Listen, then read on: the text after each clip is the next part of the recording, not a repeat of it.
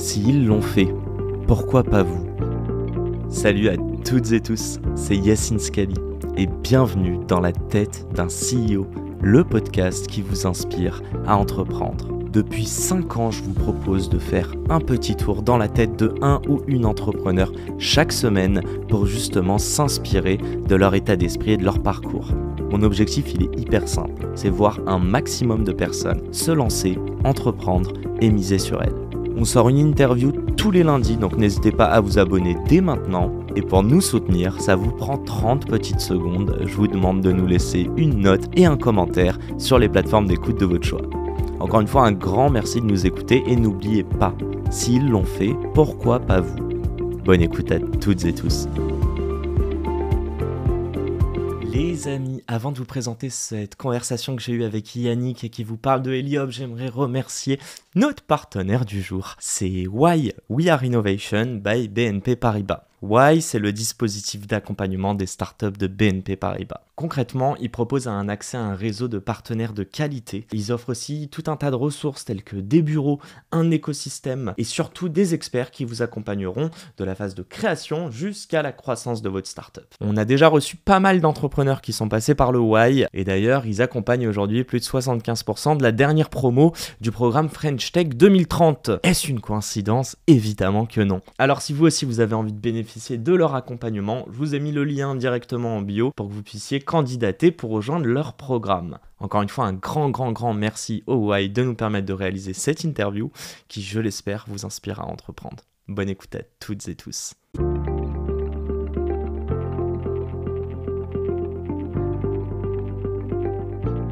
Salut à toutes et tous, c'est Yacine Scali et bienvenue dans la tête d'un CEO. Oh là là, cette intro que j'ai répétée depuis quelques jours. Je suis très content de faire ce podcast.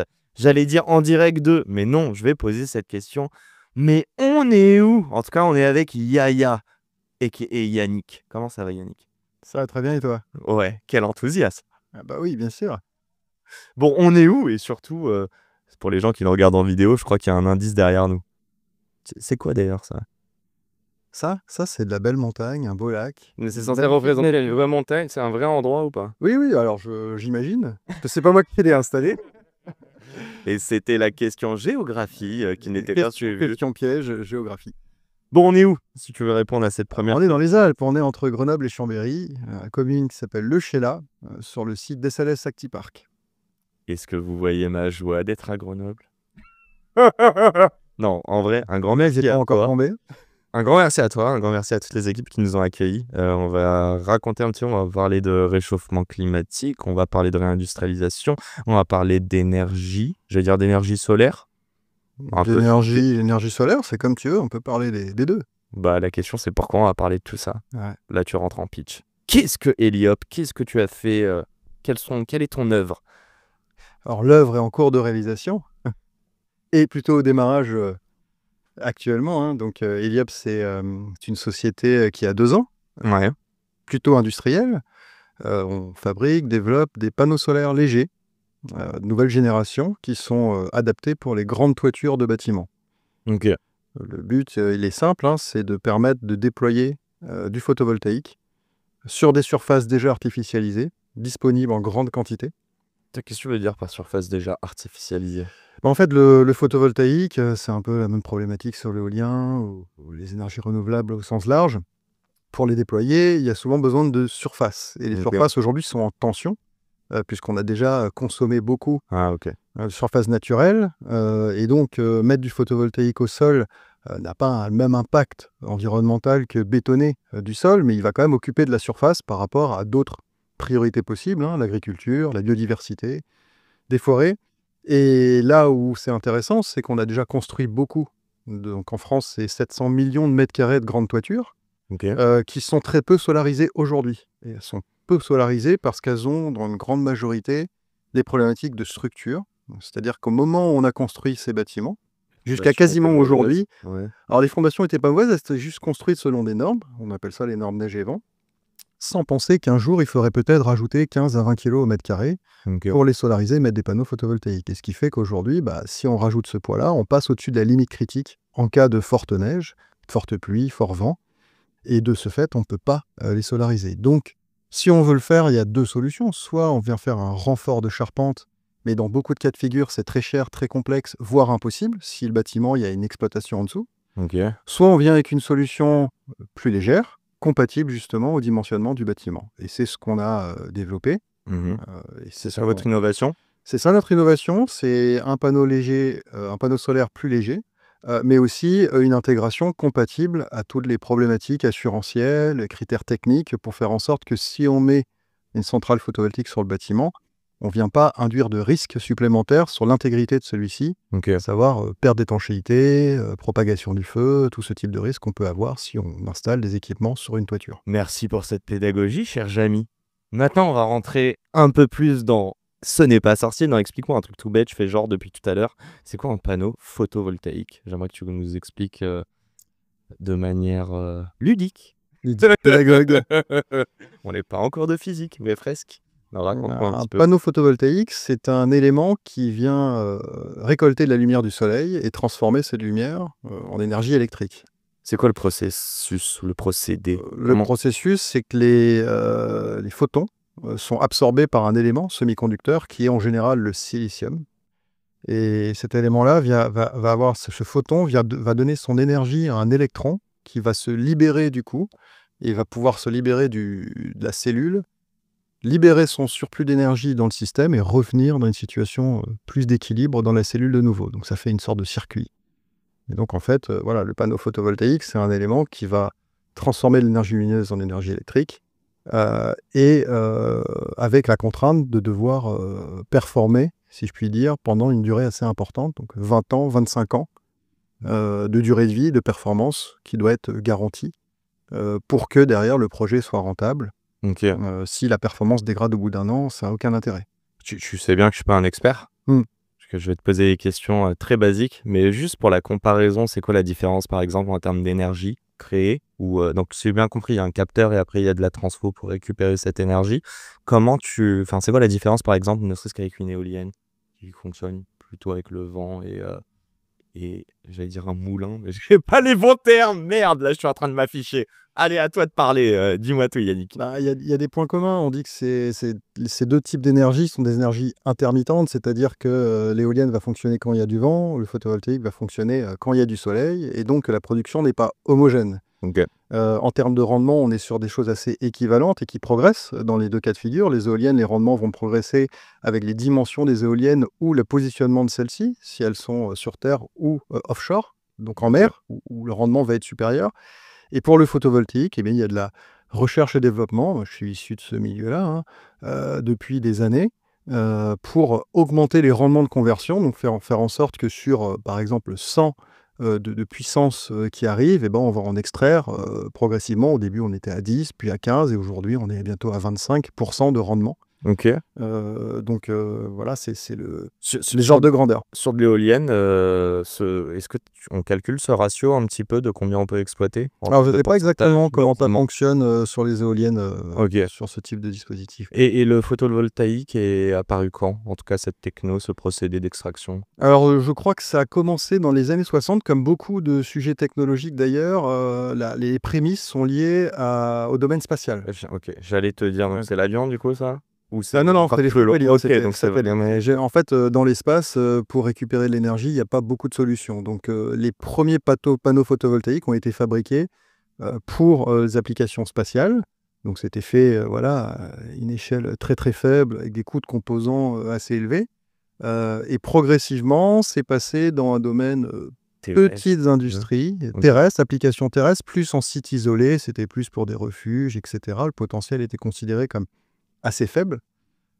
Et voilà, après, on est rentré dans une ère industrielle avec différentes phases que je peux te raconter si tu veux. Raconte, fais-moi cette pédagogie, parce qu'en fait, c'est simple, je vois pas l'intérêt que tu viennes me pitcher Heliop si on comprend pas vraiment la problématique de base et essayer de comprendre, tu vois, là, je tends vers en fait où est votre innovation. Mais du coup, c'est pas toi qui as inventé le procédé photovoltaïque, et donc du coup... Non, le procédé, alors l'effet photoélectrique, c'est Edmond Becquerel, qui l'a inventé, un Français, je crois que c'était au 19e siècle. Et d'ailleurs, il y a un prix qui est décerné aux chercheurs européens de l'année, si je puis dire, le prix Becquerel, en fait. Et cette année, d'ailleurs, c'est un Français, Daniel Linco, qui l'a eu. Daniel, si tu le regardes, Merci de faire Là, rayonner on la peut le France. féliciter parce que c'est Bravo. une longue carrière et énormément de recherche de qualité. Ouais. Voilà, donc c'est un Français. Après, il y a Einstein, bien sûr, qui a permis, avec toutes ses innovations et sa compréhension du monde et de la physique, d'affiner tout ça. Ok. Et après, on est passé plus à un stade pratico-pratique où on est rentré dans une ère de recherche appliquée, puis d'industrialisation. Ça a commencé, l'industrialisation au Japon, par les industriels japonais. Il me semble que c'était Kyocera, Sharp. Ok. On commençait à produire des petites séries de cellules et de panneaux photovoltaïques qui étaient... C'était quelle application c'était destiné à C'était quoi? des applications terrestres, Ok. voilà, mais on commençait à rentrer dans une petite industrie de masse où ils ont montré qu'en fait, il y avait un intérêt d'industrialiser, ça pouvait s'industrialiser. Et après, ce qui s'est passé, la deuxième étape, après les Japonais, ceux qui ont pris le relais, c'est plutôt les Allemands. Les Allemands, avec leur culture technique, industrielle, de machines-outils, ont à la fois développé des machines qui permettaient d'augmenter les capacités de production sur les lignes, donc graduellement de réduire les coûts de fabrication, et en même temps, ils avaient des équipes et des instituts d'excellence en recherche et développement, là où la France aussi a commencé à prendre aussi des relais, d'autres pays en Europe, mais c'est l'Europe qui a poussé comment monter en rendement de conversion sur le silicium et comment passer à des procédés d'industrialisation qui permettent de réduire les coûts. C'était quoi la plus grosse innovation, mais d'un point de vue application?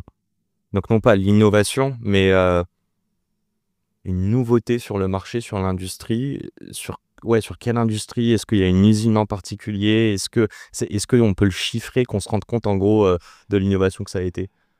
Alors, ça a plutôt été dans le photovoltaïque. Pendant longtemps, on a pensé qu'il allait y avoir peut-être une rupture. C'est-à-dire que ça a commencé sur du silicium cristallin. C'est comme ce qui est utilisé en microélectronique, les wafers qu'on va retrouver de silicium. C'est un matériau semi-conducteur qui est Ouais. abondant. 30% de la croûte terrestre, c'est de la silice qui est purifiée, qui a des propriétés très intéressantes et qu'on surtout toute l'expérience acquise dans le domaine de la microélectronique sur le silicium a permis aussi d'optimiser assez vite les rendements de conversion sur silicium dans le photovoltaïque. Mais le silicium présente quelques contraintes, c'est assez lourd en extraction, en purification, la chaîne de la valeur elle est assez lourde. Donc il y a, C'est à une polluant, époque, non, c'est pas polluant du tout. même dans le procédé Alors, d'extraction. si, enfin, il y a toujours un impact environnemental, quoi qu'on fasse. Mais on n'est pas sur du matériau toxique. Voilà, on est sur du matériau, encore une fois, abondant.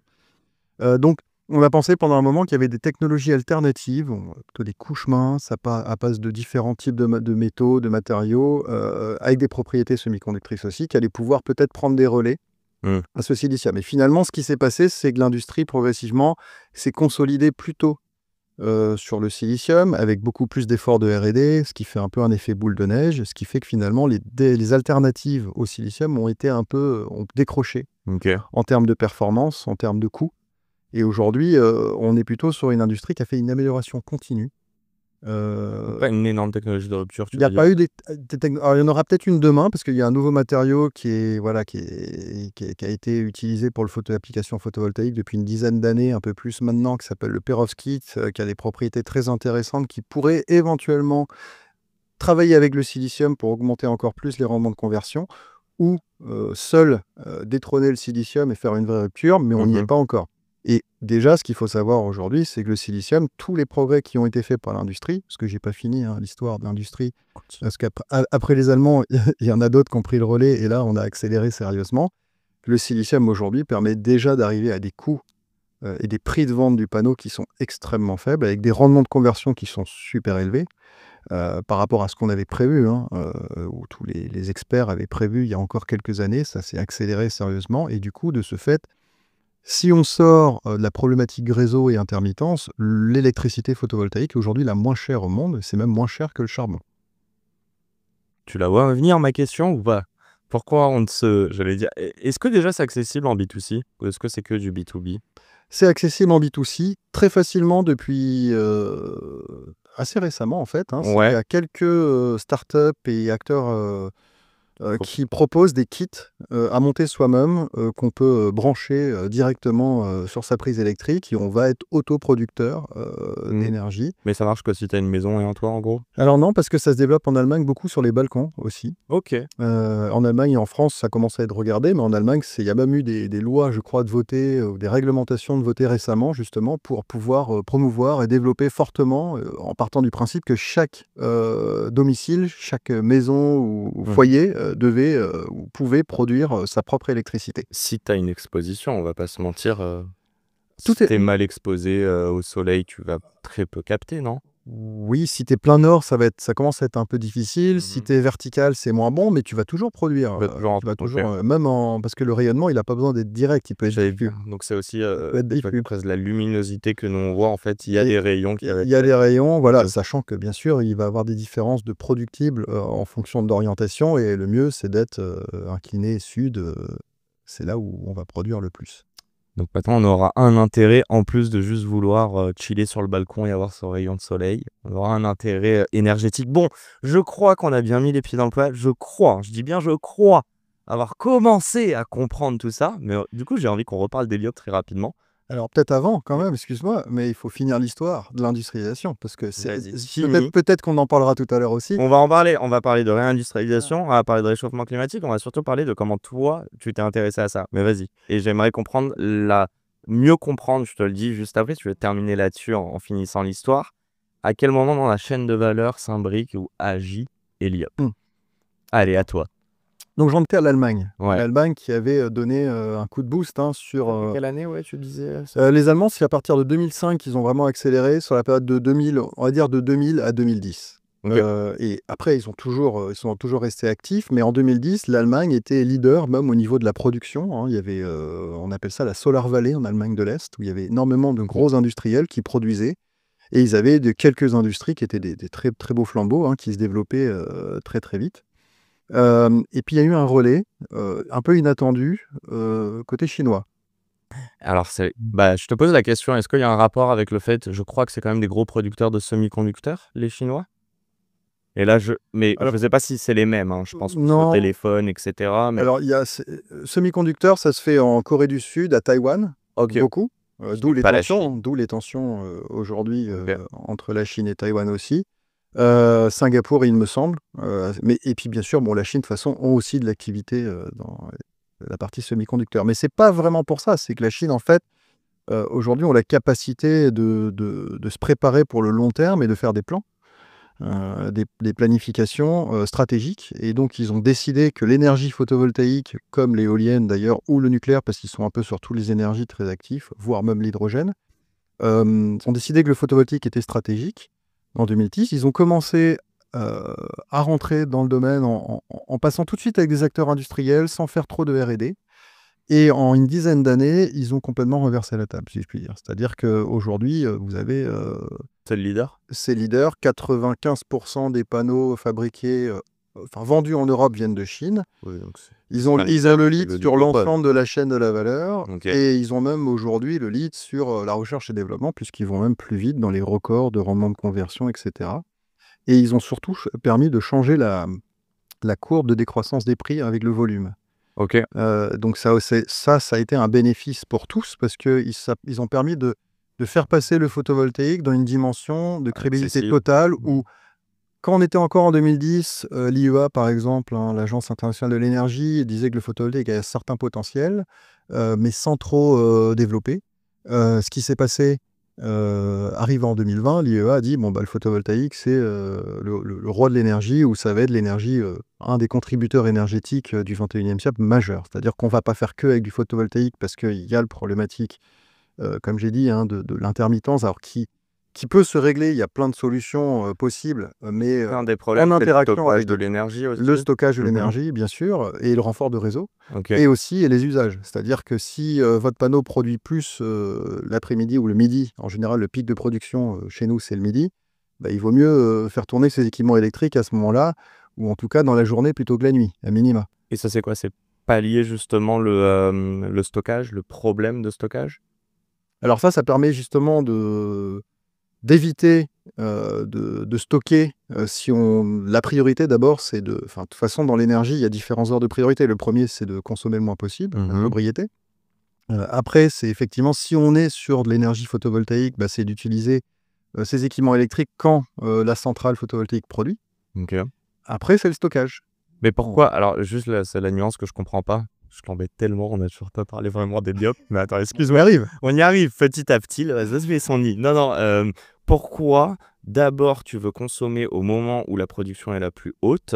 Et pourquoi tu décides pas tout simplement, j'invente, de faire tourner tes panneaux de midi à 16h, là où il y a full soleil, admettons, et tu fais tourner tes machines à 19h? C'est quoi la différence? Qu'est-ce qu'il va y avoir entre 16 et 19h? C'est que tu vas perdre de l'énergie là-dessus?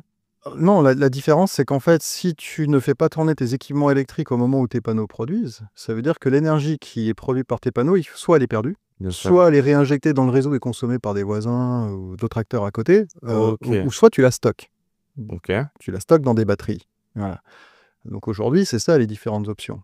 Sauf que, alors, encore une fois, les batteries, ce qui se passe dans le secteur des batteries, c'est exactement pareil que dans le photovoltaïque. Il y a des gigafactories qui se montent, des améliorations technologiques industrielles qui font que les prix de la batterie ont chuté énormément et qu'aujourd'hui, même dans certaines régions, l'association solaire plus batterie reste encore plus compétitive que la plupart des autres sources d'énergie. Ok. Donc c'est en train de venir. Et après, le problème de la batterie, c'est que le stockage, il se fait pas sur du long terme, il n'est pas saisonnier. Et dans l'hémisphère nord ou en France, par exemple, si on produit de l'énergie photovoltaïque, on va produire beaucoup plus l'été que l'hiver. L'hiver, on va produire très très peu. Donc la batterie va pas pouvoir stocker sur 6 mois, ça marchera pas. On l'aura vidé d'ici là.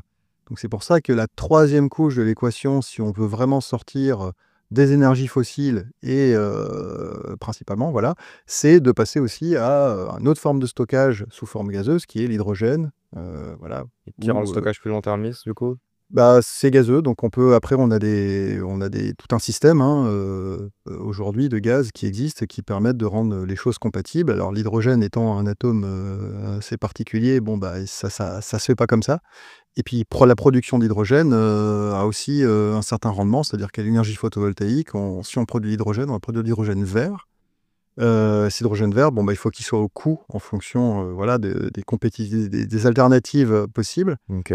Il faut qu'on puisse le stocker correctement. Et il y a énormément de start-up, de R&D, d'acteurs dans le monde qui bossent là-dessus. Tu crois aux avions à hydrogène ou pas? C'est une petite question de curiosité. Je n'ai pas d'avis tranché sur la question. Quand je dis t'y crois, c'est est-ce que tu penses que ça pourra même devenir des avions de ligne que nous on utilise en tant que... De ce que je comprends de quelques rapports d'expertise que j'ai pu suivre, la réponse est plutôt non. Ok. Mais j'ai pas d'ordre de grandeur. Puis jusqu'à que quelqu'un nous fasse un beau doctorat avec de la recherche là-dessus et qu'on puisse innover. Bref, je te laisse finir cette histoire. On était donc en Allemagne, ensuite on est allé en Asie. On est à aujourd'hui, c'est la fin. Voilà. L'Asie est leader, 95%. La Chine. Ah oui, l'Asie, mais la Chine surtout. La Chine est leader du domaine qu'on retrouve la même chose dans les batteries. Et c'est même pas dû, aux, je sais pas, à leurs ressources. C'est vraiment, là, tu pars du principe que c'est de la R&D et de l'industrialisation. C'est lié principalement à la disponibilité de moyens fournis par le gouvernement et les banques chinoises qui leur permettent d'aller très très vite, de faire de la gigafactory, donc ils sont sur des ordres de grandeur à 10 fois supérieurs à ce qu'on peut faire en général en Europe, et aussi à une montée en compétence des ingénieurs chinois très très rapide. Où ils ont mis les moyens dessus. 15 ans, voilà, ils ont mis des moyens colossaux quitte, parce que pour l'instant la plupart de ces entreprises ne sont pas rentables, donc ça ne leur pose pas de problème de perdre de l'argent, voire des grandes quantités d'argent à court terme, pour pouvoir dominer le marché et limiter la concurrence à long terme. On parle d'Héliop? On parle d'Héliop. Mais je vais pas t'embêter là, j'allais dire alors vous êtes rentable, mais attends, on en parle après. Redis-moi dans toute cette chaîne de valeur, maintenant que je crois avoir mieux compris, où est-ce que vous vous insérez, Héliop? Très bonne question. Alors, dans le photovoltaïque, la chaîne de la valeur, elle est assez grande. Il y a l'amont de la chaîne où qui se divise encore en 5 maillons à peu près. Il y a l'extraction, la purification du silicium, en silicium qu'on appelle polycristallin de qualité électronique. Après, il y a la fabrication de lingots de silicium C'est le semi-conducteur, là ou... Alors, c'est de la cristallisation, c'est du tirage, du silicium qu'on va fondre et qu'on vient cristalliser selon une orientation de grain pour avoir une qualité optimale. Ok. Et après, ça fait des grands lingots circulaires. On appelle ça avec une technique le Czochralski. On vient découper ces lingots en plaquettes très fines, qui font 120, 150 micromètres aujourd'hui. Ok. Et c'est sur ces plaquettes-là qu'on vient fabriquer la cellule photovoltaïque, donc qui est le composant actif. C'est là où on vient donner ses propriétés, justement, de photoélectricité. Ok. Donc c'est le composant souvent jugé noble. Et là, c'est aussi pour fabriquer des usines de fabrication de cellules. On est sur des choses qui se rapprochent de la microélectronique en termes de consommation de chimie, de gaz, procédés assez complexes. Voilà. Et la dernière étape de l'amont de la chaîne, c'est le panneau. C'est-à-dire qu'on va prendre ces différents composants, la cellule, des interconnecteurs, des matériaux d'encapsulation, du verre, etc. Et c'est là où on va fabriquer le panneau, qui est le produit final. Une fois qu'on a fait ça, on bascule un peu plus sur l'aval de la chaîne, où là, on va concevoir une centrale photovoltaïque. Donc, je ne rentre pas dans le détail de comment ça s'installe, qui l'installe, parce que ça dépend de l'application. Et cette centrale photovoltaïque, elle est composée bien sûr du panneau, mais aussi de tout un système de câblage, d'un onduleur qui va permettre de transformer le courant continu en courant alternatif, et éventuellement de batterie, si on fait un site avec stockage. Attends, j'ai des questions, mais je te laisse terminer. Et donc, Voilà. Et donc nous on est sur le dernier maillon de l'amont de la chaîne, donc l'assemblage, la fabrication du panneau. Voilà. Et on travaille aussi en interaction, puisque notre panneau est destiné à être mis sur des bâtiments et qui a énormément de spécificités techniques et assurantielles. On travaille en partenariat avec des acteurs du bâtiment, justement pour faire en sorte de concevoir le meilleur produit pour qu'il dure 25 ans, qu'il soit léger, mais aussi pour qu'il s'intègre sur le bâtiment en toute sécurité et en étant compatible aux contraintes assurantielles. Vous sous-traitez du coup une bonne partie, si j'ai bien compris, ta techno c'est vraiment sur les panneaux solaires. Vous bossez avec les Chinois? Oui, on travaille avec les Chinois. Vous êtes obligé, parce que c'est eux qui font les semi-conducteurs, tout ce procédé aussi de... On est obligé de travailler avec les Chinois sur principalement un élément qui est la cellule photovoltaïque. C'est-à-dire qu'aujourd'hui, en Europe, il y a quasiment plus de fabricants de cellules photovoltaïques. Donc, c'est quoi? C'est juste en dessous du panneau solaire, c'est ce qui va... Voilà, c'est le composant actif, c'est la cellule silicium. Va lier en fait le panneau et le carré bleu qu'on voit quand on voit dans un panneau photovoltaïque, c'est un assemblage de carré bleu, c'est le carré bleu. D'accord. Exactement. Et attends, je suis quand même curieux, mais comment ça se fait que les propriétés de vos panneaux soient meilleures dans ce cas-là, si vos panneaux dépendent de ces cellules dans ce cas-là? En fait, il y a deux choses. La cellule photovoltaïque, le petit carré bleu, c'est ce qui va transformer, encore une fois, la lumière en énergie électrique.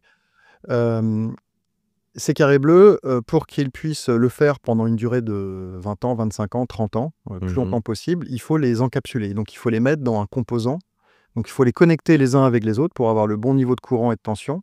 Il faut qu'ils soient dans une enveloppe de protection qui leur permet justement de durer et de produire pendant une donc, c'est une durée de vie surtout C'est une durée de vie. Parce que la rentabilité d'un système photovoltaïque, c'est l'investissement initial avec le productible. Donc, combien d'énergie il va produire pendant combien de temps. Si votre panneau il produit pendant 5 ans ou 10 ans au lieu de 25, la rentabilité, elle n'est pas du tout celle qui était prévue initialement et le projet n'est pas rentable. Et toi, à titre perso, ou t'estimes si demain tu installes... D'ailleurs, c'est qui vos clients? C'est du B2B principalement On est principalement en B2B. Combien de temps ça prend à rentabiliser pour eux? Si on va dire qu'ils ont une consommation, je connais pas le taux, mais on va dire qu'elle reste quotidienne, quoi.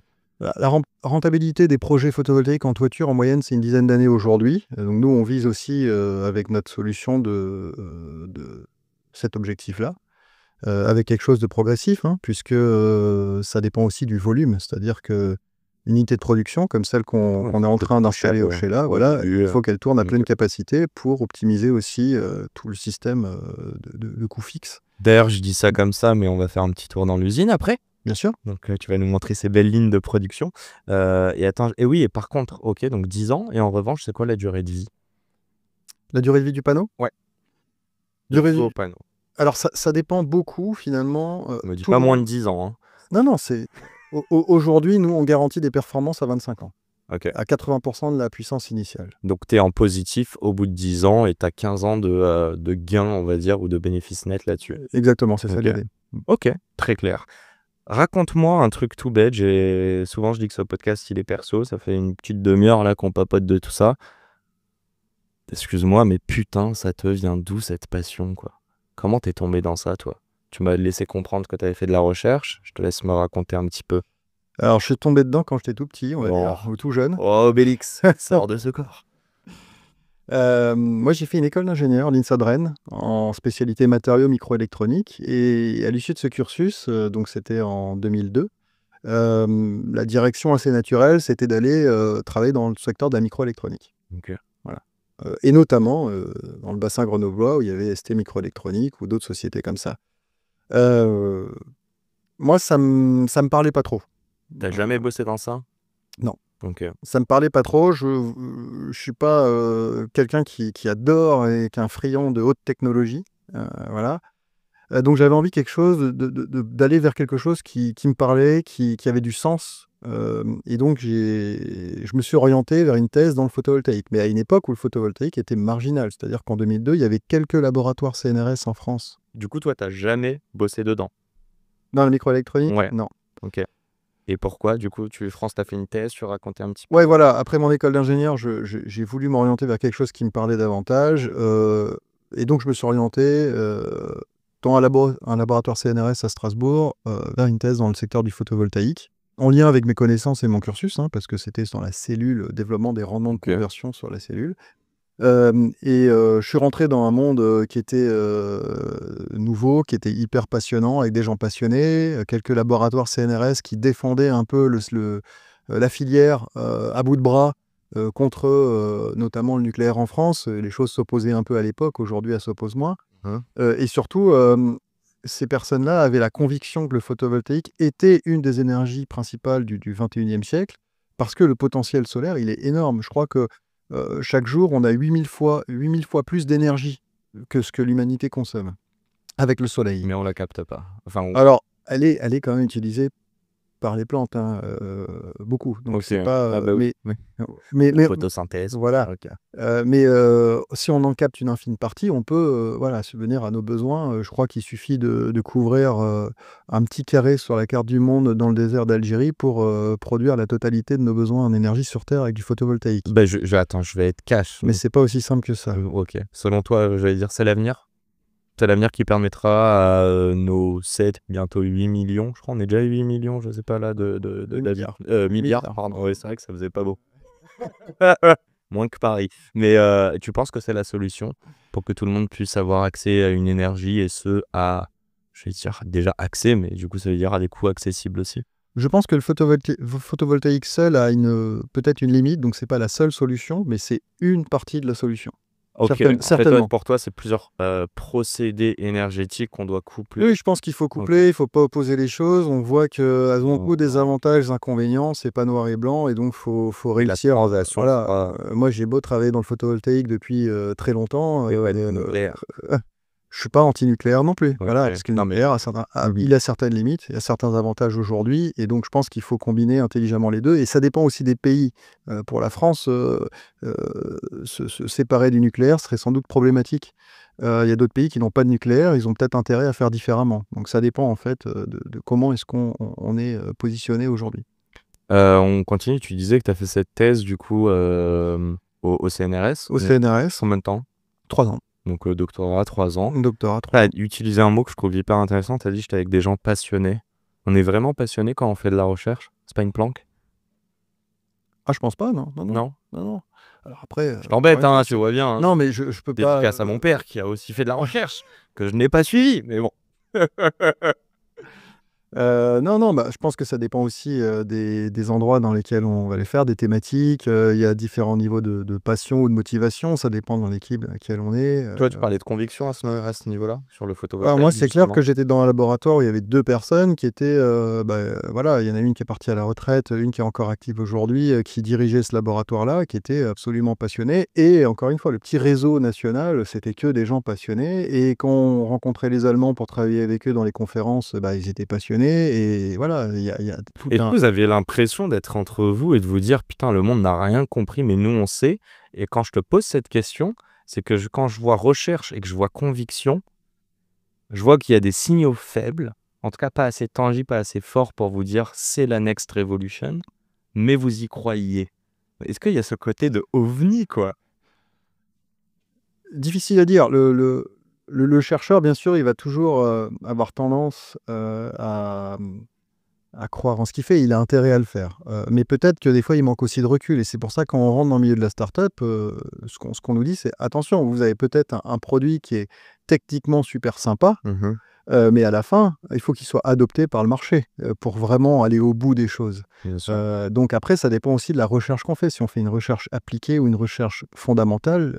C'est quoi d'ailleurs? Alors moi, c'était de la recherche appliquée, très appliquée. Donc, tu étais déjà sur des cas d'usage et en fait, le passage de la recherche à l'application, à devenir entrepreneur, ça a été logique pour toi? C'était assez logique en soi parce que même après, quand j'ai, après ma thèse, intégré le CEA, Un postdoc, t'as fait quoi? non, j'ai Non. intégré Ah, le ok. CEA Après ça. directement en ingénieur-chercheur. J'étais basé à Grenoble parce que l'activité photovoltaïque était là-bas à ce On a moment-là. compris que t'es fan de ta région, hein. Alors moi, je suis breton à la base, donc Oh, en termes de temps, je sais pas si t'es dépaysé. C'est vrai que t'es un peu plus gris ici quand même. moi, ça dépend, je suis pas sûr. Bon, je dis ça fait même pas 24 heures que je suis là. Je vais arrêter de Voilà, taper sur les T'as Grenoble. venu, alors c'est sûr qu'actuellement, la météo est pas top. Non. Euh, Je te on va confirme, pas se début mentir. octobre. Non. Excuse-moi, je t'ai Il y a eu un interrompu. changement radical.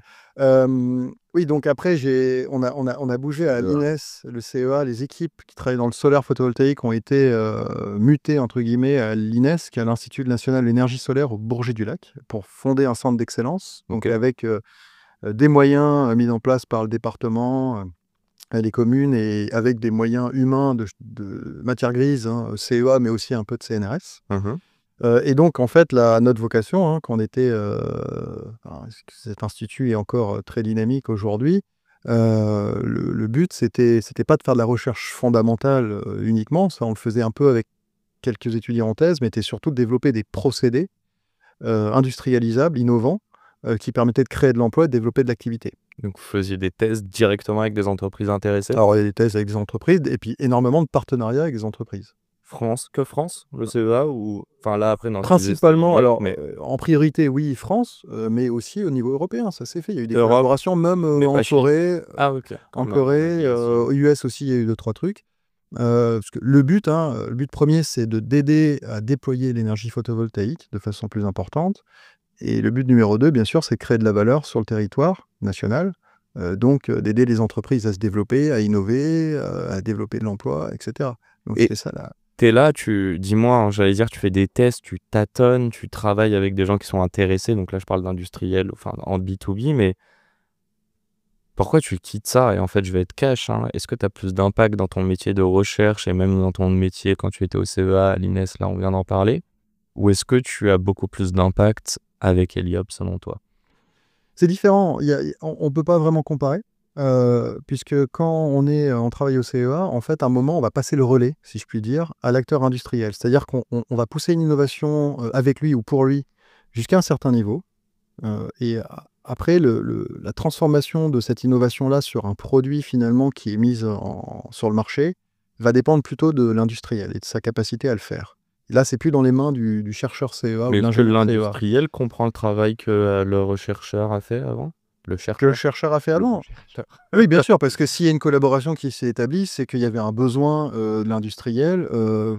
Mais ok, c'est quoi la limite quand toi tu dis qu'un chercheur n'a plus en gros d'impact là-dessus et que c'est à l'industriel de prendre le relais? Je suis sûr que tu as vu des limites dedans, sinon tu n'aurais pas monté Heliop. C'est quoi la limite?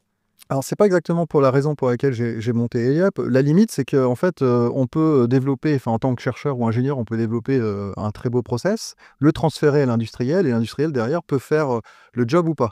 Et pourquoi il ferait pas le job? Bah, il fait pas le job parce qu'il a peut-être d'autres contraintes, peut-être qu'il a déjà un core business qui lui donne pas la priorité d'y aller, peut-être qu'il a des contraintes financières, je sais pas. Il peut se passer plein de choses qui fait qu'à un moment, bah, on n'a plus la main, on dit bah, c'est dommage, on a quand même travaillé 3 ans, on a développé quelque chose de sympa, puis ça va pas au bout. Alors, des fois, ça a été au bout, hein. Il y a une Gigafactory qui se monte en Italie par Enel Green Power, qui est issue d'une collaboration avec le CEA sur une technologie de cellules. Ok. Ça sera la plus grande usine en Europe de fabrication de cellules et de panneaux solaires qui est en achèvement là actuellement. Donc voilà, il y a des réussites concrètes. Mais moi, c'est pas la raison pour laquelle je me suis lancé dans Eliab. C'est parce que on avait une idée, on avait été sondé quelques industriels pour savoir s'ils étaient intéressés par cette idée. La réponse était oui, mais ils n'avaient pas forcément l'envie ou les moyens d'y aller. Et donc, on s'est dit, mais en fait, il va avoir un besoin du marché. On a toutes les compétences, tout le savoir-faire, toute l'expertise pour développer une belle techno. Les industriels ne sont pas hyper friands aujourd'hui, bah, tant pis, on va y aller sous forme de start-up. Pourquoi? Parce que le CA a aussi des moyens, justement, d'initier des projets de start-up avec Ok. un programme qui s'appelle Magellan.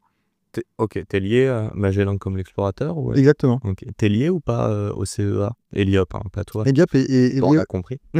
Eliab La est une boîte. spin-off du CEA et Eliab est lié au CEA via différents vecteurs. Donc si je repose la question, hein, c'est la 3e fois, hein. Ouais. En fait, t'as pas eu de frustration dans ton travail? Souvent, j'ai l'impression qu'il y a de la frustration qui fait que les gens vont faire autre chose.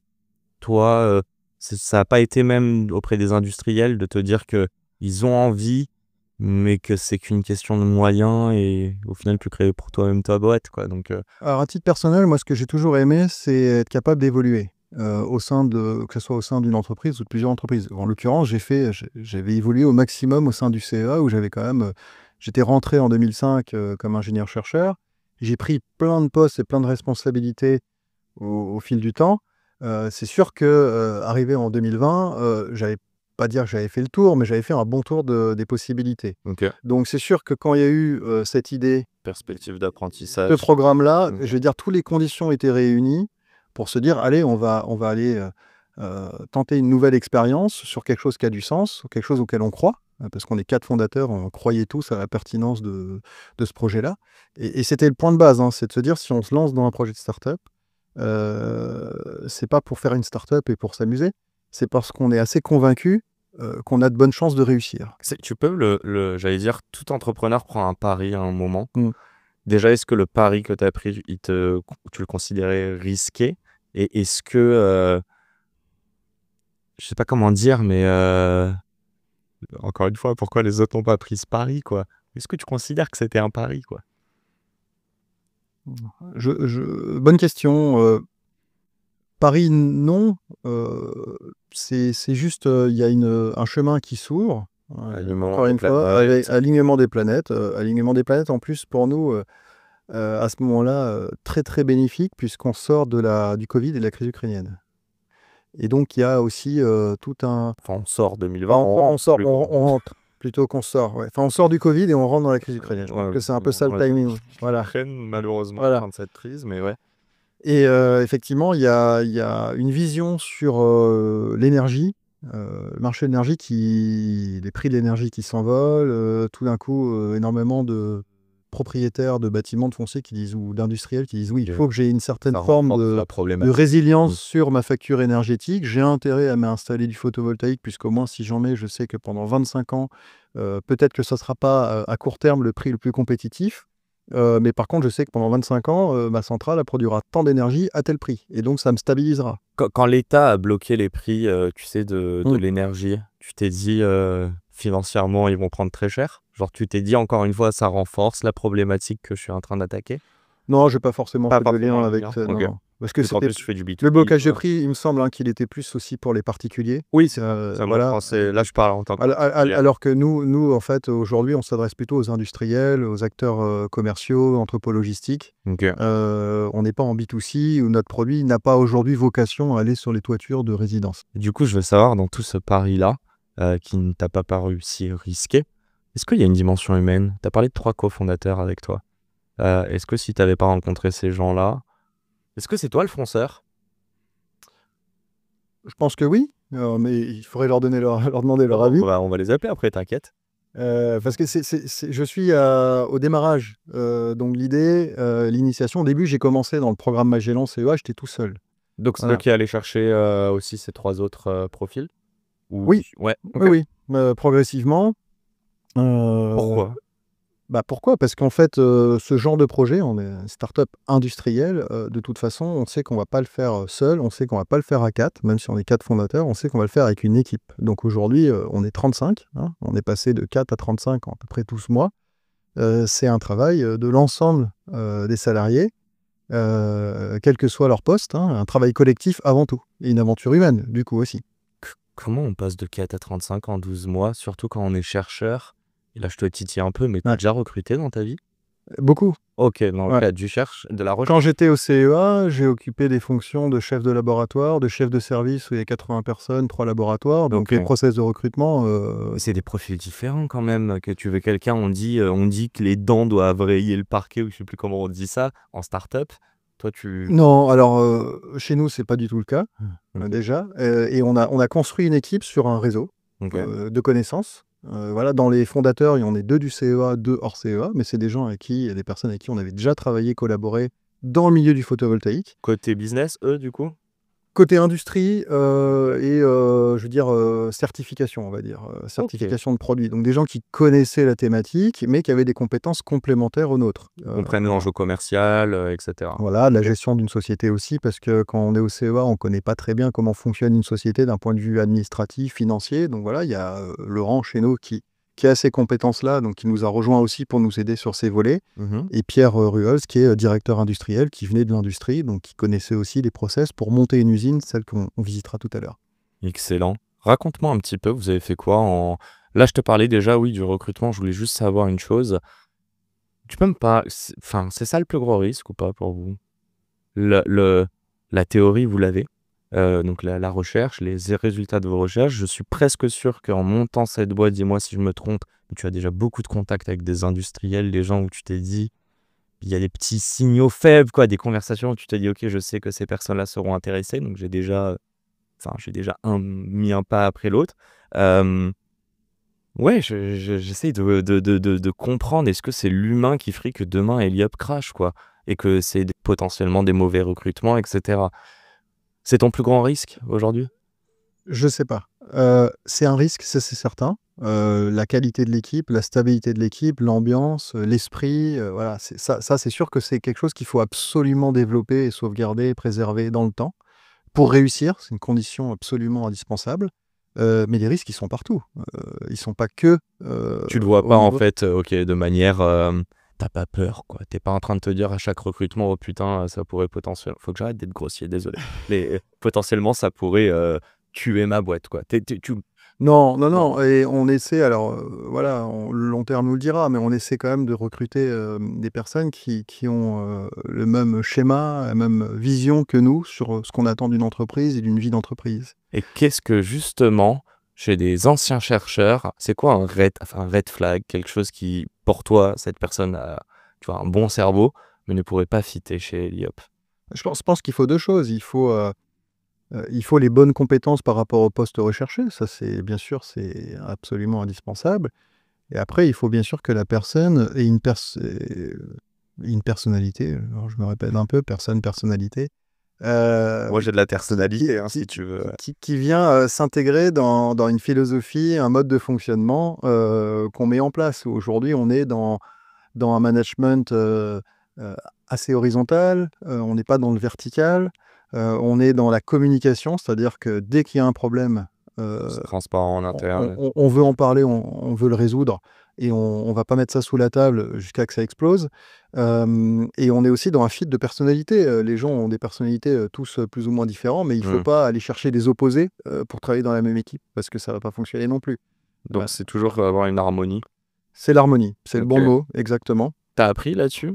Quand je dis t'as appris, tu t'es entouré de personnes ou t'as gardé de tes expériences de 80 personnes? Tu parlais là au CEA, Je en pense plus au que CEA, j'ai pas de méthode définie, mais c'est sûr qu'il y a une expérience qu'on cumule avec le temps, hein, dans le management. Et puis après, je pense qu'aussi le point fort, c'est que moi et 3 collègues fondateurs, on est parfaitement alignés sur cette vision-là. Et de ce Ok. fait, ça se décline naturellement aussi au sein des équipes.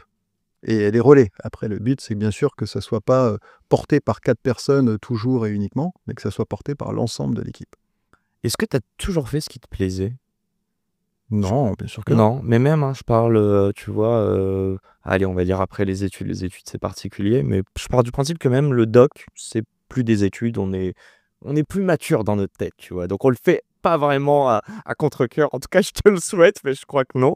La question, elle est un peu simple, mais à quel moment tu as commencé à écouter ta voix intérieure? tu vois, et te dire que par moment, toi en plus ingénieur, il y a des choses qui ne sont pas cartésiennes, tangibles, pour autant tu sens cette chose-là. Et je pense que c'est une force, dis-moi si je me trompe dans l'entrepreneuriat. Pas vraiment. Désolé. On ne bossera pas ensemble. En fait, je pense que c'est très difficile. Et aujourd'hui, je pense que voilà, on le voit aussi chez les nouvelles générations, hein, de faire des études ou de se dire à 16 ans, à 18 ans, à 20 ans, qu'est-ce que tu as envie de faire demain? Pourquoi? Parce qu'on sait déjà que la moitié des jobs de demain n'existent pas encore. True. Donc comment Voilà. pouvoir s'identifier à ça, ouais. Donc, savoir ce que tu vas faire et savoir ce que tu aimes vraiment, ça dépend beaucoup de l'environnement dans lequel tu vas être. Je pense que c'est pas que ce que tu fais, c'est avec qui tu le fais, qui est hyper important.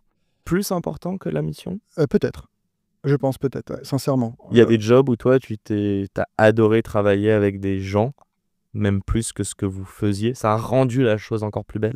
Dans mon cas, peut-être pas, parce que moi, il me fallait du sens toujours. Il fallait que je fasse quelque chose qui me parle. C'était la condition qui était absolument nécessaire. Mais Et il y a eu des belles surprises, du coup. il y a eu des belles surprises, bien sûr. Et donc, de quoi on parlait déjà? On parlait d'humain et on parlait de pouvoir, en fait, écouter sa voix intérieure, se connaître et faire des choses qui nous plaisent. Et C'est ce qui est, de mon point de vue, nécessaire et de ne pas s'ennuyer. Donc, de pouvoir apprendre. Moi, en fait, ah oui, c'est ça que je voulais dire, c'est que je me suis toujours, quelque part, laissé porter aussi par une part de destin, d'inconnu. Quand je me suis lancé dans cette thèse à Strasbourg, je partais de la Bretagne, hein, j'étais de l'autre côté de la France, dans un environnement que je connaissais pas, une ville que je connaissais pas, sur un domaine que je connaissais peu. c'est excitant pour toi, ça. En fait, on va dans l'inconnu, mais je pense qu'à un moment dans la vie, il faut accepter de se jeter dans l'inconnu et puis de voir, est-ce qu'on va réussir à nager? Est-ce qu'on va nager facilement? Est-ce qu'on va plutôt couler? L'entrepreneuriat, c'est un peu la même chose. Je me suis jeté dans cette aventure-là parce que j'y croyais, mais sans connaître les tenants aboutissants sur l'ensemble des sujets, puisque c'est extrêmement vaste, hein. Mais t'étais optimiste. Oui, j'étais optimiste. Il n'y a aucun moment où t'as peur. Tu vois, les gens qui nous écoutent, bon, moi, c'est le but, hein, c'est d'humaniser aussi le récit de mes entrepreneurs et de mes invités. Pas mes invités. Comme si je te possédais. Bref, c'est pas ça que je veux dire, mais l'idée, c'est qu'ils puissent s'y identifier. C'est pour ça que je te pose ces questions-là. Il n'y a pas des moments où, quand je dis t'as peur, c'est que la finalité, par moment, tu l'oublies et que l'instant T, l'enjeu est trop gros et que t'as peur de mal faire.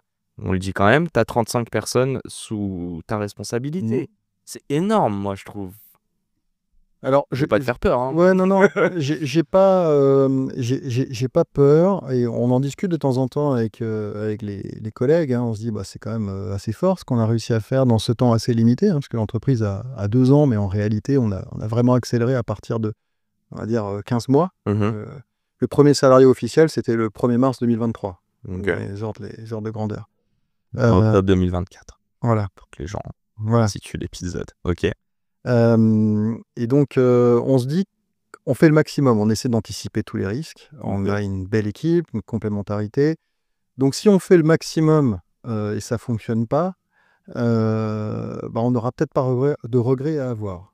C'est plus ça, important c'est pour le de côté pas peur. avoir de regrets, ouais. Après, effectivement, la responsabilité vis-à-vis des personnes, c'est peut-être le point sur lequel on est le plus sensible. Parce que là, il y a de l'humain, il y a du monde, il y a des jobs concrets, bien sûr, on veut les préserver, les développer.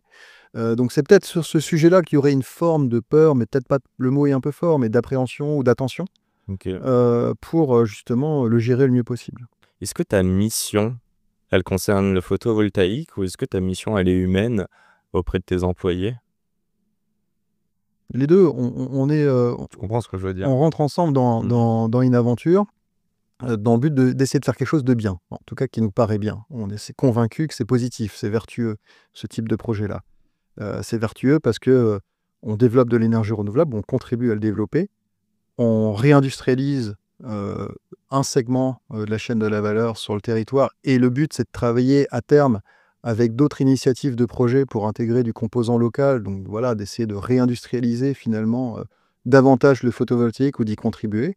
Donc oui, ça nous parle et c'est vertueux. Et ça, on sait de le faire ensemble. Et si demain le projet crash, il y a cette finalité qui te fera de la peine, mais il y a aussi cette finalité de te dire qu'il y a des gens qui perdront leur job. Je t'embête là-dessus, hein, mais... Mais voilà, non mais c'est ça le sujet, ça, Ok. c'est ce qui nous embêterait, je pense, le plus, in fine. Ok. Et que demain tu réussis Mais après, c'est sans les 35 personnes, ça te ferait chier aussi. Bien sûr. Ok. Et 35 personnes, ça sera 50 dans quelques mois. Et sur cette unité de production ici, ça sera 80 à Ok. peu près, les ordres de grandeur. Donc on va pas s'arrêter. Et le but de la start-up, c'est pas de faire que cette usine, c'est de monter d'autres usines de dimensions encore supérieures ici sur cette commune ou à d'autres endroits en fonction des capacités ou des études à mener. Justement pour faire des capacités de production encore plus importantes et déployer de façon plus large en France et à l'international. Tout ça, ça coûte de l'argent. Bien sûr. Est-ce qu'on parlerait pas d'argent? Bon, raconte-moi comment vous êtes financé et surtout la rentabilité qui est assez particulier parce que j'ai l'impression que tu crées demain une usine, tu penses déjà à la deuxième et la troisième, en tout cas des lignes de production, tu veux augmenter cette capacité, elle demande de l'argent. Est-ce que chaque argent que vous dépensez, vous le réinjectez? Et est-ce que vous avez un horizon de rentabilité à moyen terme, je sais pas? Ou est-ce que vous êtes déjà rentable? Raconte-moi tout ça. La rentabilité est un critère qu'on regarde et qu'on vise à 2025-2026. Donc assez proche, Assez proche, surtout pour une effectivement. start-up. Oui, parce que par rapport, je pense, à une grande majorité de startups, quand on est sorti du CE, on avait déjà un produit qui avait un certain niveau de maturité. Ce qui fait que ce produit-là, on a déjà pu le fabriquer en plusieurs milliers d'exemplaires et le commercialiser déjà dès cette année. Donc c'est un an ou deux? Ça vous a pris un an pour de la commercialisation? Commercialisation, ça nous a pris un peu plus d'un an, on va dire. Quelqu'un qui n'a pas fait de recherche et qui n'a pas de PhD, fin de doctorat, concrètement, il passe au moins 5 ans de R&D avant de pouvoir lancer un produit comme ça. Pour une startup? Ouais. Bah, ça dépend du sujet qu'il attaque, mais en général... Votre sujet, je veux dire. Ah, notre Tu sujet? es obligé de venir d'un doctorat. Alors, c'est pas une question de PhD ou de doctorat, je pense, c'est une question de comment le projet s'est initié. C'est-à-dire que moi, j'ai démarré le projet en interne CEA fin 2020. Voilà. Donc, en fait, il y a eu tout un passage grâce à ce programme Magellan et à l'investissement et la prise de risque du CEA, la confiance aussi qu'ils m'ont accordé, d'investir, pour monter, de dérisquer, exactement, la technologie, pour qu'une fois qu'on va voir les investisseurs, déjà, on a plus d'éléments, on est plus crédible, et c'est plus mature, donc le risque, il est déjà réduit. C'est une chance incroyable, ça, non? C'est une formidable opportunité. Pour tout ce qui est start-up industrielle ou ce qu'on appelle les start-up de deep tech qui demandent de la R&D, pour toi, il faudrait que ça vienne jointement avec des centres de recherche. Je pense que c'est ce que propose le CEA, c'est très très fort. Je pense qu'il faut voir s'il y a possibilité éventuellement de le développer, parce que le modèle est très très bon. Et je pense aussi que c'est quasi indispensable si on veut vraiment réussir. Je ne dis pas que c'est quelqu'un qui ne le fait pas n'a pas de chance de réussir, mais en tout cas, ça augmente fortement, je pense, les chances de réussite. Tu trouves que le cerveau des chercheurs est sous-exploité de ce point de vue-là? Je ne me qualifierais pas comme chercheur. Ok. Et je pense que les acteurs qui sont au CEA, qui se lancent dans de la start-up, ont des compétences techniques avancées, comme c'est mon cas dans le domaine du photovoltaïque et dans le domaine des matériaux, mais ont aussi d'autres compétences pour pouvoir justement mener à bien ces projets. On a parlé de management, il faut des bases sur un peu tout, il faut pouvoir parler aux investisseurs, comprendre leurs besoins, comprendre leurs problématiques, parler aux clients, donc faire du business, du commercial. Donc en fait, il faut être extrêmement polyvalent. Et on ne fait pas tout seul, bien sûr, mais je pense que... C'est un truc que tu as dû apprendre, ça? À vulgariser. Oui. Déjà, là, tu dois bien le faire avec moi, merci. Pas expert en énergie ou du photovoltaïque, tu l'auras compris. Plus on explique simplement, plus c'est efficace en général. Ouais. Et même pour toi, en fait. Et même pour moi, bien sûr. Les investisseurs, c'est qui chez vous? J'imagine le CEA a quand même mis de l'argent dedans. Alors, le CEA a pris des parts à la création de la société, du fait de leur investissement dans spin-off, dans le programme Magellan. Et après, on a travaillé avec un pool d'investisseurs où il y a StarQuest Capital, qui est un fonds d'investissement à impact, article 9. L'EIT InnoEnergy, qui est un fonds d'investissement européen qui a pour but de développer justement les activités industrielles dans le milieu de la transition énergétique. Donc, ils sont derrière quelques projets Gigafactory bien connus, notamment dans les batteries. C'est de l'invest, c'est pas des dons tout ça. Non, c'est de l'investissement en échange de prise de capital. On a des attentes de retour. Bien sûr BNP Développement, on a parlé hier, qui sont aussi au capital. Allez, petite dédicace car je suis très corpo. Oui, il est là. C'est mon t-shirt que j'aime beaucoup. Et on a aussi une société immobilière, une promotion immobilière qui s'appelle le groupe IDEC, qui se diversifie aussi dans l'énergie et qui sont à la fois au capital, mais aussi un partenaire client eux, ils peuvent vous pour déployer la solution justement avec eux sur leur parc de bâtiments ou de leurs clients. C'est qui vos compétiteurs? Alors en France, aujourd'hui, il y en a très peu. Et international? International, c'est beaucoup des Chinois. Il y a quelques acteurs en Autriche. Enfin, un acteur en Autriche, un acteur en Israël. Mais il y a beaucoup de Chinois qui s'orientent maintenant sur ce marché qui était considéré comme une petite niche, mais qui va devenir progressivement une grosse niche, voire un marché important, puisque la construction d'une œuvre ralentit quand même dans beaucoup de pays du fait de soit le ralentissement économique, soit le zéro artificialisation. Et donc, la transition énergétique passe aussi par une amélioration de la performance des bâtiments existants. Ok. Et mettre du solaire dessus, en fait, ça réduit leur empreinte, puisqu'ils vont être autoproducteurs d'énergie. Donc, ils vont réduire leur consommation énergétique indirectement. Et on peut la coupler, cette solarisation de toiture, à des travaux d'isolation pour aussi augmenter les performances thermiques du bâtiment. Donc, ça va dans le bon sens. Et ça, c'est quelque chose qui va se développer massivement. En fait, plus il y a des compétiteurs, plus c'est bon signe pour toi. C'est-à-dire que la cause est quelque chose que tout le monde prend à bras le corps. On dit souvent que sur un marché, si on est le seul acteur, c'est qu'il y a peut-être un problème. C'est peut-être qu'il n'y a pas de marché. Donc, c'est bien d'avoir des concurrents. Après, Ok. bien sûr, s'il y a des concurrents, il faut réussir à proposer quelque chose de différenciant. Et je Bah. pense que c'est ce qu'on fait, avec une approche d'un produit breveté, d'une nouvelle. C'est breveté? C'est breveté, qui a des propriétés différentes de la plupart des panneaux légers qu'on va trouver aujourd'hui sur le marché, et avec une approche aussi de partenariat avec les acteurs du bâtiment pour sécuriser vraiment la solution complète. La Chine, ouais, c'est intéressant ce que tu dis quand même. Enfin, juste sur la fin, tu pars quand même du principe que t'as beau avoir la techno, faut quand même avoir des pieds aussi, enfin des œufs dans la distribution en fait, et déjà pouvoir commencer à commercialiser. Mais c'était pas ça ma question. Ma question, c'est la Chine. Elle te fait peur ou pas? Est-ce que tu trouves qu'il y a des barrières à l'entrée de ta techno et de ton marché qui sont bien érigées grâce au brevet? Au contraire, avec la force de frappe qu'a la Chine, aujourd'hui, ils pourraient te rattraper très rapidement. Alors, quand on regarde la situation comme ça assez facilement, on peut prendre peur. On peut se dire, waouh, ils sont aujourd'hui super forts dans à peu près tous les domaines technologiques et industriels. Ils ont une capacité de déploiement qui est absolument hallucinante par rapport à nos capacités en Europe. Mais je pense qu'il ne faut pas s'opposer aujourd'hui. Je pense qu'il faut comprendre comment est-ce qu'ils sont arrivés là. Plutôt essayer de travailler avec eux. Encore une fois, la Chine est rentrée dans le solaire en 2010, ils n'avaient rien. Ils ont acheté des process, des équipements allemands, ils sont montés en compétence chez eux. Aujourd'hui, c'est eux qui ont plutôt le lead sur les équipements et les process. On peut très bien faire... On peut pas leur tourner le dos, quoi, en gros.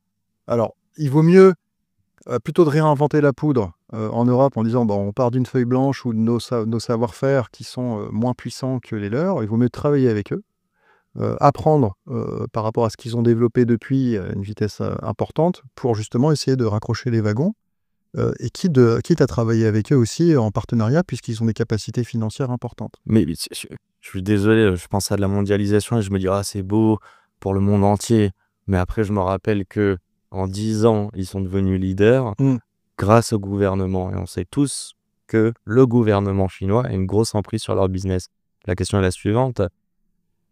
Il n'y a pas des conflits d'intérêts au bout d'un moment? Tu vas vraiment... Moi, j'ai du mal à croire, mais dis-moi si je me trompe, mais que la Chine opère pour le bien-être de toute la planète. Moi, je pense que c'est d'un point de vue économique aussi et de compétition. Il n'y aura pas des barrières à un moment que vous risquez d'atteindre? Tu peux y aller, je ne crois pas que les Chinois parlent français.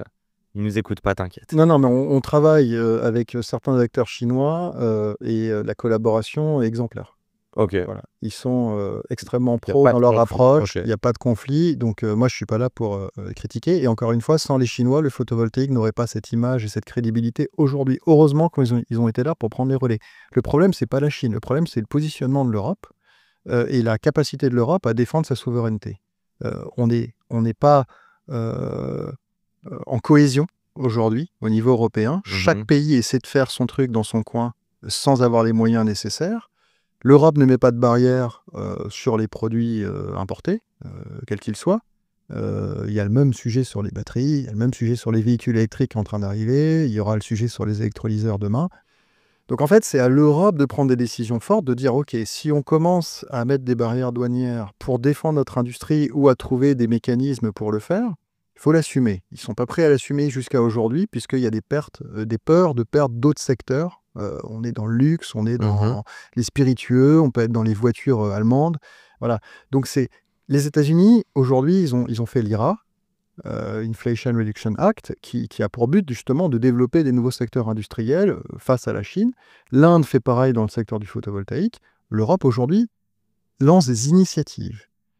Et encore une fois, on est au stade de l'initiative, c'est-à-dire qu'il y a des discussions, ça va prendre du temps, on ne sait pas si on arrivera, ça sera décliné dans chaque pays Mais après. il faut collaborer. C'est pas assez fort.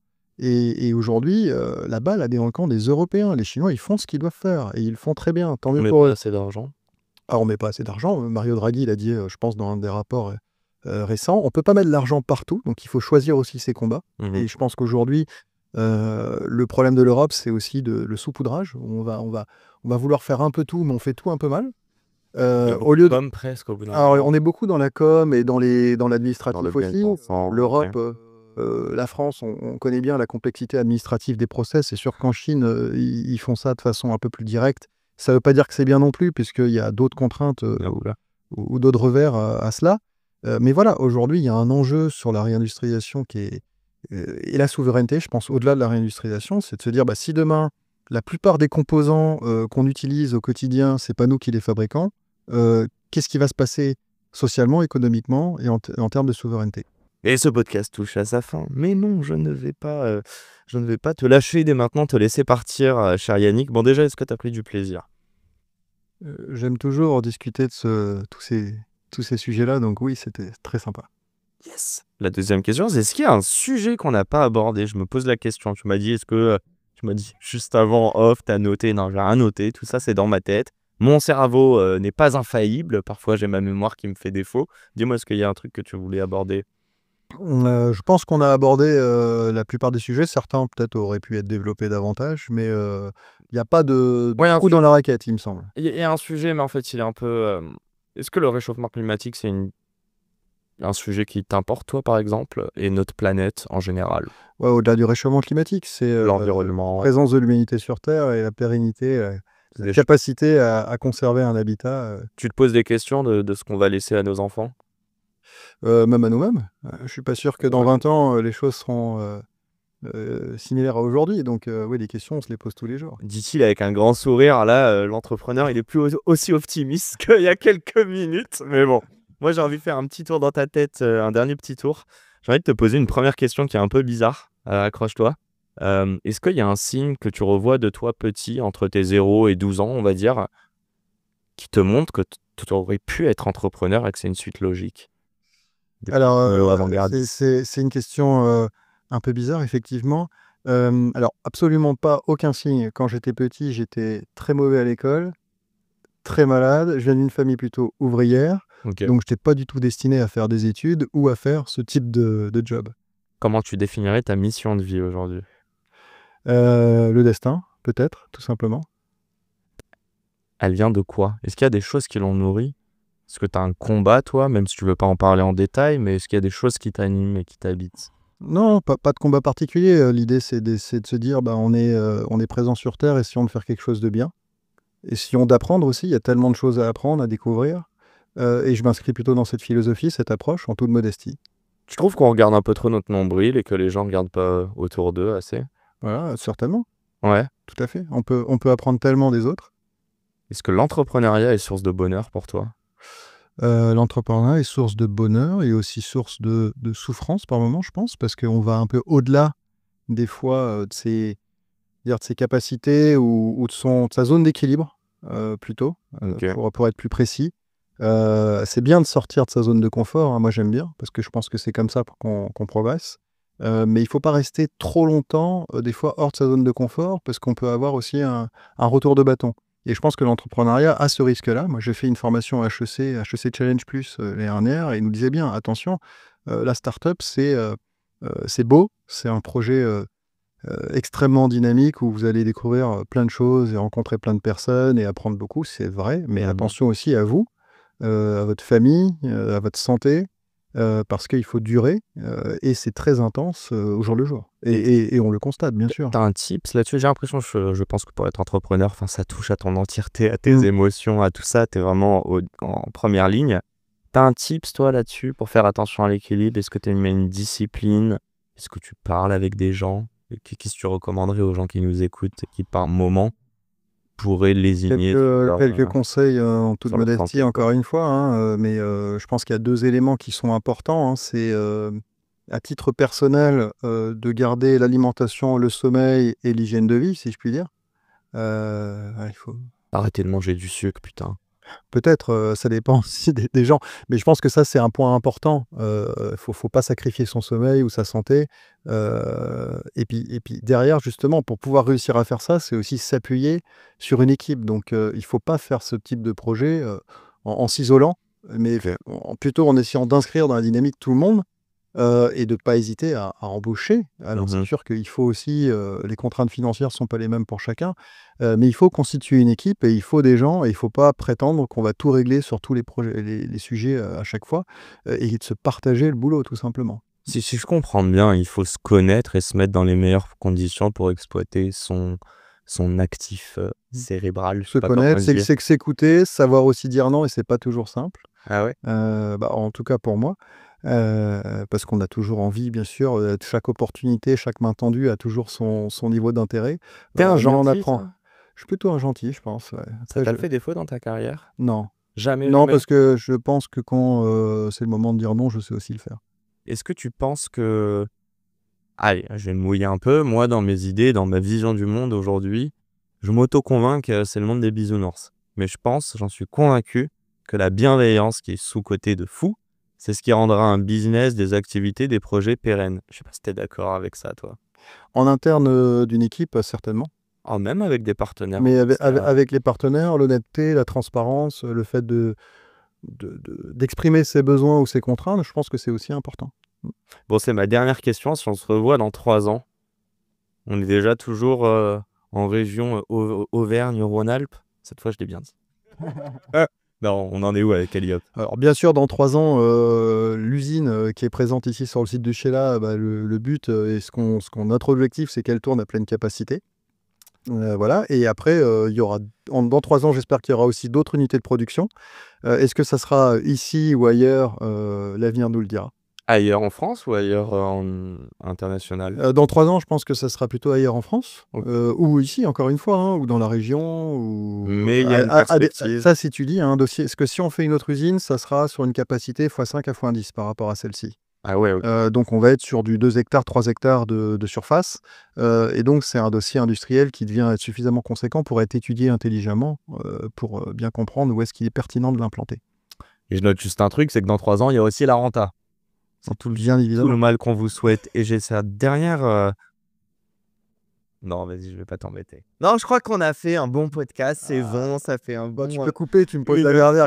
1h20. Non, mais en vrai, parce que le problème, c'est que les questions, elles sont pas limpides. Et du coup, si j'ouvre une brèche, on va pas terminer, Yannick. Donc, je te propose qu'on en discute en off autour d'un café. Un grand merci. Merci à toi. Merci de nous avoir accordé cette heure et quelques Qui a passé vite. Ou qui est passé vite, j'espère. De toute manière, je t'ai bombardé. Tu vois, il est pas eu le presque temps de boire. 11 heures, donc Bon, on a sacrifié le déj. Bon, non, arrête. On va boire un petit café. Après, tu vas nous montrer ces belles lignes de production. Et puis, un grand merci à tous de nous avoir écoutés. Et j'aime de plus en plus recevoir des doctorants. Parce que, en effet, je t'ai raconté un peu mon Si histoire. tu m'appelles doctorant, Je sais que tu as dit que tu voulais pas. un petit jeune. Non, mais tu vois, des chercheurs, des gens qui viennent de la chercheurs. recherche. Mon père a fait Un de la doctorant, c'est quelqu'un qui fait une thèse, tu vois, qui est en train de faire sa thèse. Un Un doctorant. ex-doctorant. Un médecin, un ancien Il m'a doctorant. saoulé. Oh, Yannick, vraiment. Tu voulais terminer le podcast. Un docteur ou un chercheur, tu vois, c'est mieux. Bon, quelqu'un qui vient du milieu académique, en tout cas, Ouais. qui vient avec une innovation. Et tu vois, j'étais quand même titillé sur l'impact, etc. Moi, dans ma famille, ma mère est prof, mon père est ancien doctorant. C'est drôle, à chaque fois je dis les doctorants, du coup les gens ils doivent pas capter. Doctorant de 60 ans. C'est ça. Et donc du coup, moi j'ai longtemps été tiraillé dedans. Je sais pas où je vais, mais j'y vais en tout cas. Donc voilà, merci de m'avoir inspiré. Et un grand merde à toutes les personnes qui nous écoutent. C'est ma 3e ou 4e grossièreté de l'épisode. On finit en beauté. Merci pour ton temps, Yannick. Merci à toi. À la semaine pro pour un nouvel épisode. Ciao. C'est la fin de cet épisode. S'il vous a plu, prenez 30 secondes pour nous laisser un commentaire et une note sur la plateforme d'écoute de votre choix. On a encore des dizaines d'épisodes en stock, donc je vous laisse fouiller. Et d'ici là, n'oubliez pas, s'ils l'ont fait, pourquoi pas vous? Encore une fois, un grand merci de nous avoir écoutés et à très vite pour un nouvel épisode. Ciao.